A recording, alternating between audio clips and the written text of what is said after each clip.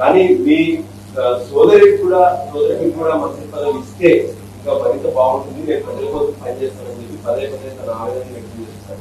ఏం కామెంట్ చేస్తారు సార్? అంటే నేను మంత్రి పదవి ఇచ్చే స్టేజ్ లో ఉన్నా. నేను మద్దతు కాదు, ఇది జాతీయ పార్టీలో కొన్ని సిస్టమ్, దాని ప్రకారం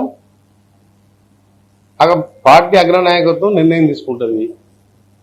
సీఎం గారి అభిప్రాయాలు తీసుకుంటారు. ముఖ్యమంత్రిగా సీఎం గారు మంత్రివర్గాన్ని నియమించే అవకాశం జాతీయ పార్టీ కాబట్టి ఇక్కడ వాళ్ళ పర్మిషన్ తోని ఆయన చేయడం జరుగుతుంది.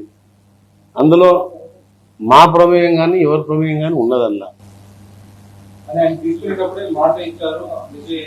అది ఆ విషయం నాకు తెలియదు. అప్పుడు మాట ఇచ్చిన సంగతి మా ముందులో మాట ఇయ్యారు కదా. నేను ఇప్పుడు వాళ్ళు మాట ఇస్తే సంతోషమే, ఇస్తే సంతోషపడతాం. కానీ కేంద్రంలో అల్టిమేట్ గా హైకమాండ్ సీఎం గారు కూర్చొని నిర్ణయించే అంశాన్ని నన్ను అడగడం కూడా మీరు తప్పు. నా చేతులు లేని విషయాన్ని అడిగితే నేనేం చెప్పలేను.